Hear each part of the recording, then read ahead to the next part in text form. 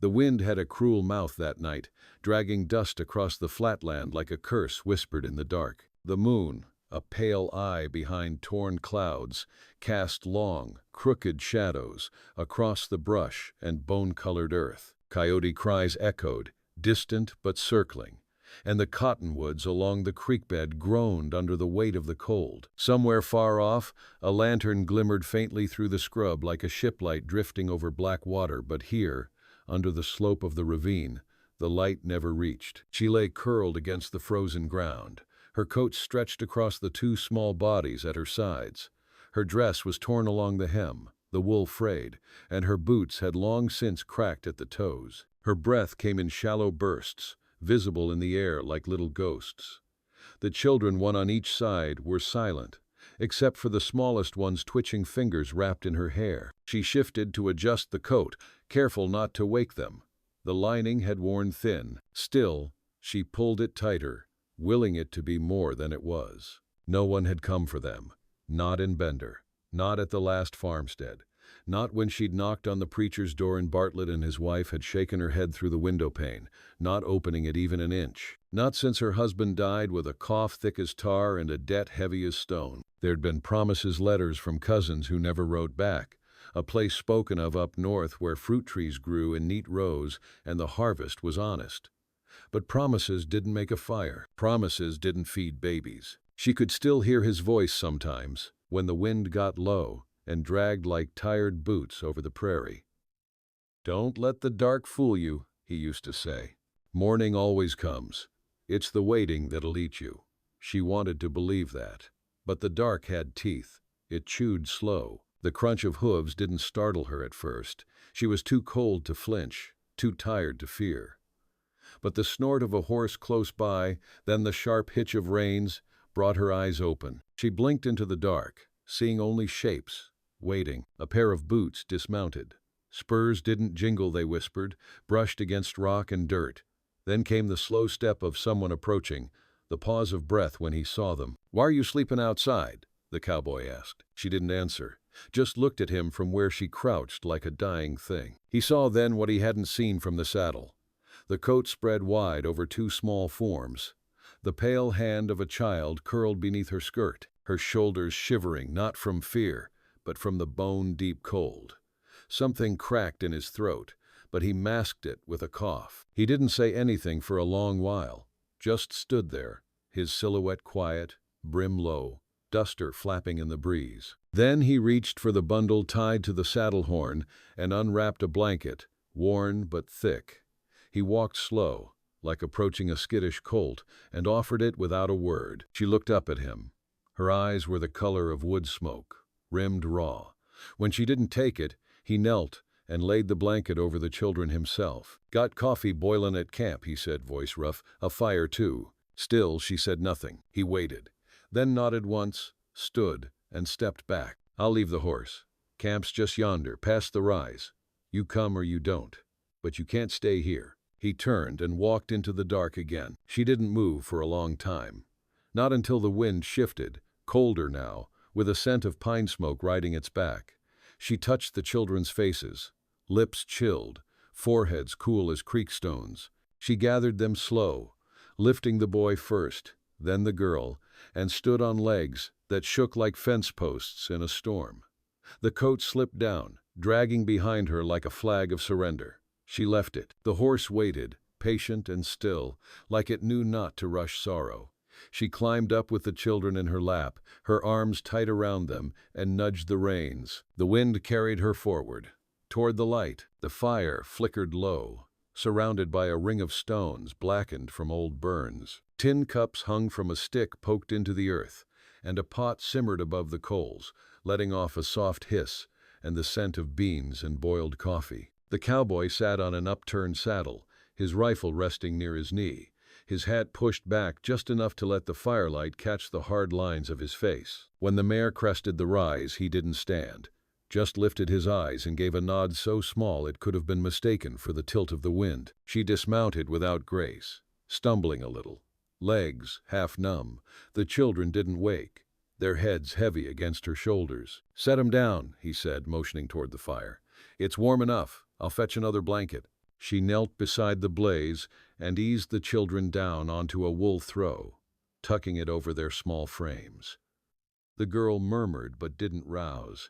The boy let out a sigh that seemed to pull something from the woman's chest, a brittle exhale that spoke of release and fear mixed in equal parts. The cowboy returned with the second blanket and draped it over her shoulders without a word. It smelled of horse and tobacco. She didn't shrug it off. "Coffee?" he asked. She nodded once, her lips too cracked to speak. He poured the brew and handed it to her. She cradled the tin in both hands, wincing at the heat, but didn't drink right away. The warmth against her skin was enough for now. "Name's Collier," he said after a while, breaking the hush. She looked at him, the fire painting her face in copper and gold. "Eleanor," she said, voice thin as parchment. He gave a short nod, looked out at the dark where the land stretched endless and the stars hung low. "They yours?" he asked, not unkind. "Yes." She took a sip. "Mine and his." He didn't ask who he was. That part hung heavy already. "Where you headed?" She shook her head. "Don't rightly know. Was looking for work. A place. Left from Missouri, thought we'd reach Colorado before snow. Then he took sick." Collier didn't reply. He pulled the brim of his hat lower and poured himself a cup. They sat like that, the two of them, with the fire breathing and the children sleeping. The kind of silence that didn't ask anything of them. The wind had softened. The coyotes had grown still. Eleanor's gaze stayed on the flames, but her eyes drifted, lost to a memory. She'd been 16 when she married, not for love, not the way stories told it, but because he was steady and had a mule and the hint of a homestead one day. He was a kind man, good with his hands, poor with coin. Their first baby died in a spring flood. Their second came too early. The two she had now were all that remained. And when the cough took him her husband, it was in the middle of a thunderstorm so wild, she thought the sky might tear open and bury him itself. She buried him in Kansas clay, beside a road no one traveled, marked only by a pile of stones. Said her goodbyes with children crying and wolves too near. "I tried not to stop," she said, her voice trembling now. "I thought if I just kept walking, the ground wouldn't catch us too." Collier shifted, slow. "It's a hard country," he said. "Makes beggars of strong folk. Are you passing through?" He shook his head. "Got a claim not far, cattle mostly. Dry season stretched long this year. Was in town for nails and salt, took the long way home." She met his eyes for the first time. They were not soft, but there was a stillness there, like a river under ice, something that ran deep and quiet. "Why'd you stop?" she asked. He didn't answer for a long time. Then, "Because I know the look of a woman who's done everything right and still ended up cold." She didn't reply, just turned back to the fire, pulled the blanket tighter. But her eyes glistened now. The embers cracked softly, the night holding its breath. The morning broke without sound, slow and pale. Frost glimmered like ghost breath on the tall grass, and the fire had long since died, leaving behind a bed of graying coals. A crow passed overhead, its wings stretched wide, casting a brief shadow across the camp before it vanished into the blue. Eleanor woke stiff and aching, the cold having seeped into her bones despite the blanket. The children lay beside her, still wrapped, cheeks pink with sleep and the faintest promise of warmth. She rose slowly, mindful not to wake them, and walked a few steps from camp. Her boots left shallow prints in the frostbitten dirt. Collier was already up. He stood a little ways off, hat low, hands in his coat pockets. He was watching the horizon where the land rolled away into the distance, unbroken and endless. "I didn't dream," she said quietly as she approached. He turned just enough to glance at her. "That's the cold's doing.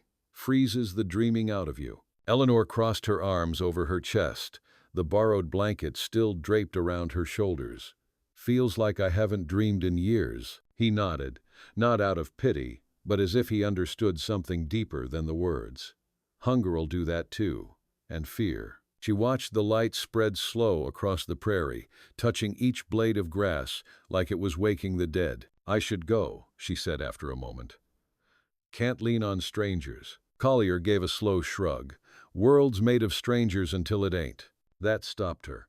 She looked at him, not just at his boots or his hands, but at his weather-worn face, the lines etched from sun and sorrow, the eyes that had seen enough to stop being surprised. She didn't know his story, but she could feel the gravity of it pulling around him, like rings around a planet. He spoke again, quieter this time.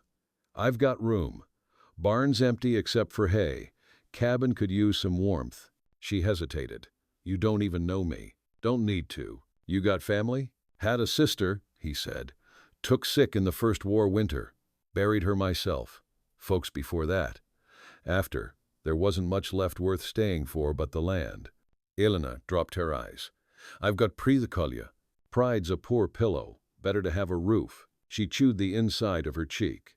The wind picked up, brushing a lock of her hair across her cheek. She hadn't looked in a mirror in weeks, but she knew what she'd see: a woman worn to the bone, dirty with failure and sacrifice, skin too thin from worry. "Can I help?" she asked finally. "I'm not looking for charity.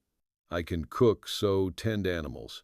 Children old enough to learn too." He gave a quiet grunt, not quite agreement, not quite refusal. "You help where you see need. I won't stop you." She turned to look back at the children. The boy had stirred, rubbing his eyes, sitting up in the early chill.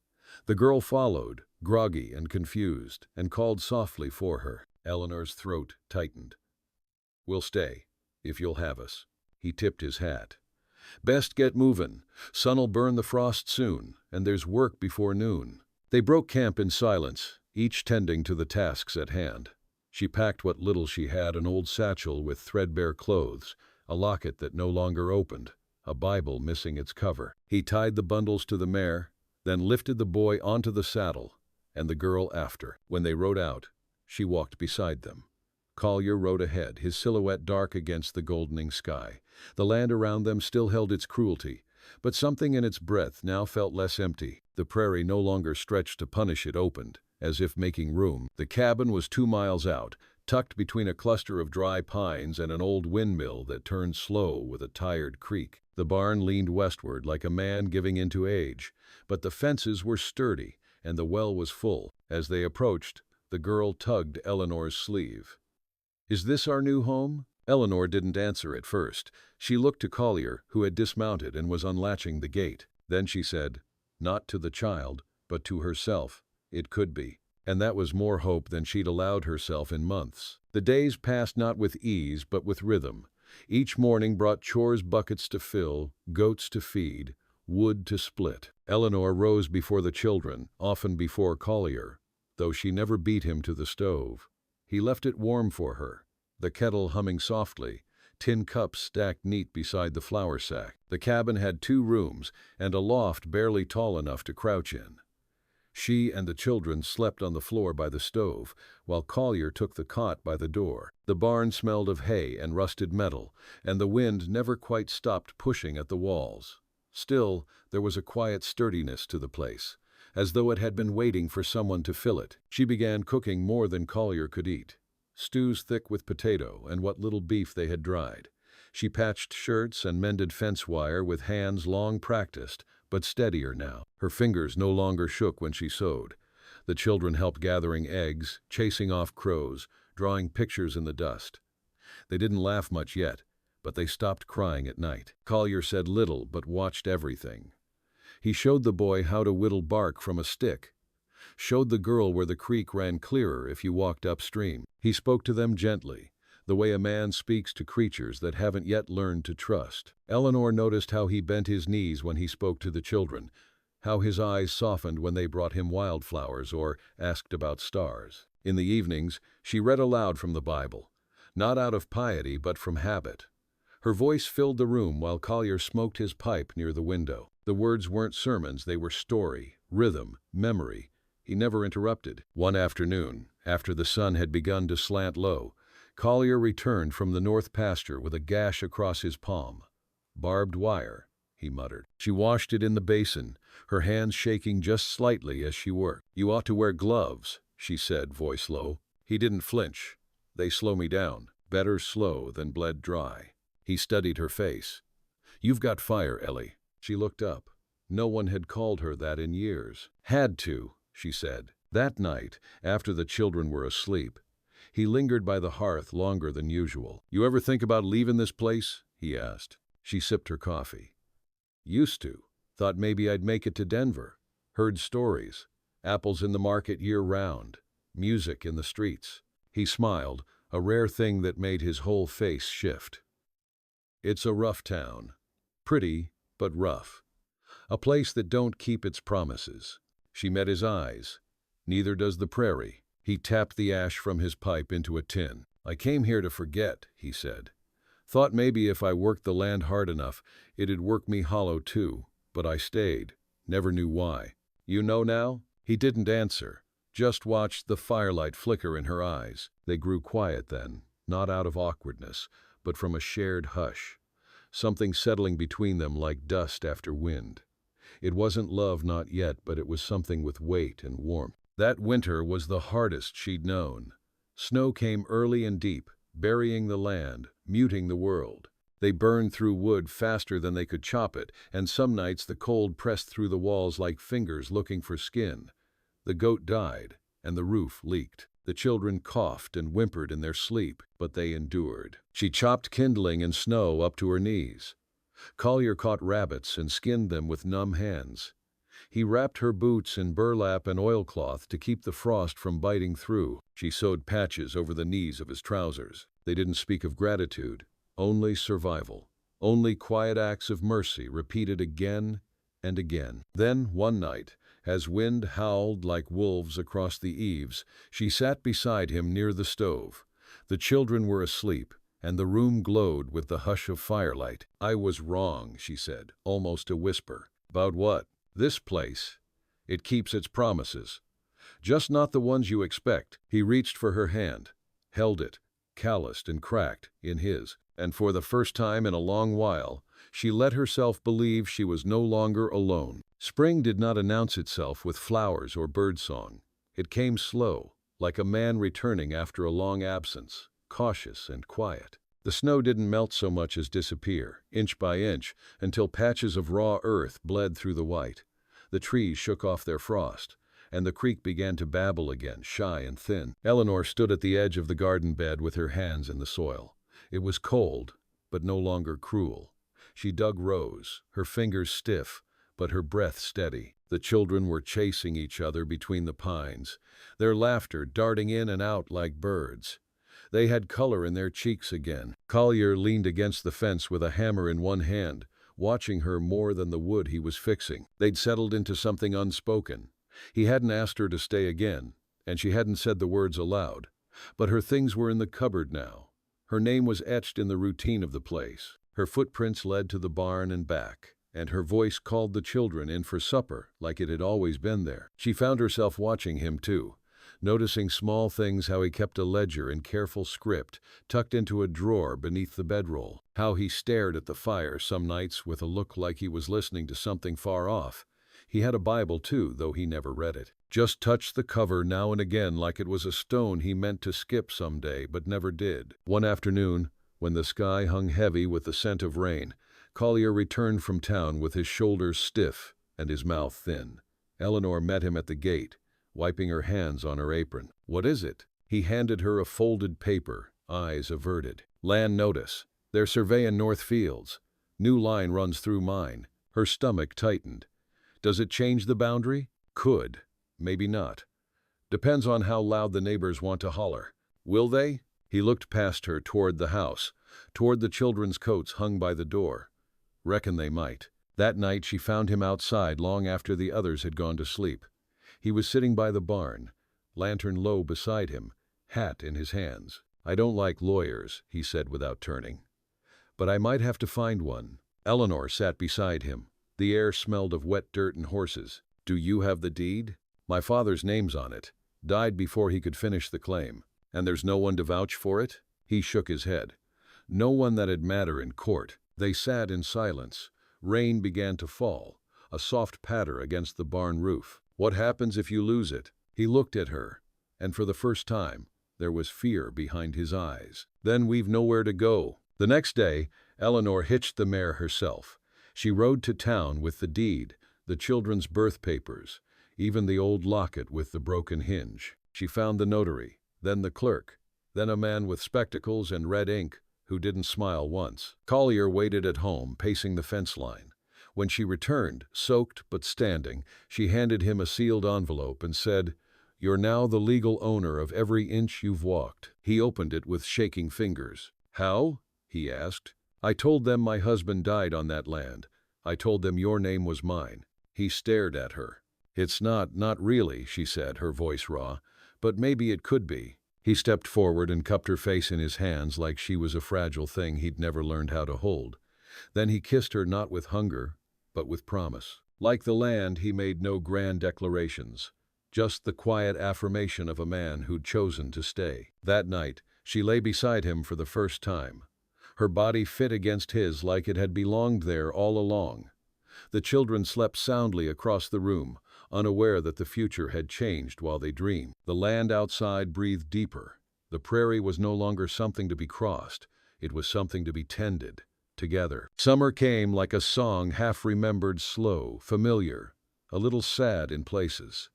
The earth bloomed with hard-won color. Patches of wildflowers climbed the fence posts, and the air thickened with heat and the scent of sage and sweat. Days began early and stretched long, the work constant, the rewards modest, but the life their own. Eleanor woke now with a sense of rhythm instead of dread. Her hands were still rough, her back still sore, but she woke with purpose. The children ran barefoot through the yard, lean and sun-browned, with dust on their ankles and laughter in their lungs. The girl had started drawing again pictures of the house, the windmill, sometimes Collier with his hat low and his shoulders broad. The boy followed Collier like a second shadow, watching everything he did with quiet reverence. Inside, the cabin had changed, too. New curtains hung over the small windows, stitched from old flour sacks and scraps. A tin box on the shelf held coins, tucked away week by week, quiet insurance against the unknown. The table, once empty, bore the marks of meals shared and stories passed across cups of coffee and bread. The corner by the stove now held a cradle, unfinished but well made, Collier's handprints still visible in the smoothing of the wood. One evening, as the sun bled red across the western sky, a rider approached. His coat was fine, his boots polished. A town man with a badge clipped to his belt and papers tucked into his satchel. Eleanor stood on the porch with her arms crossed, Collier beside her.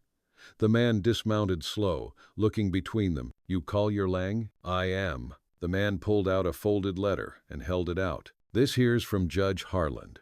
Says you're to appear in court next month. Land disputes moving forward. Plaintiffs are the Morgan boys. Claim your fence cuts across their grandfather's survey." Eleanor felt her chest tighten. "We filed the deed. It's valid." The man shrugged. "Maybe so, maybe not. That ain't my say."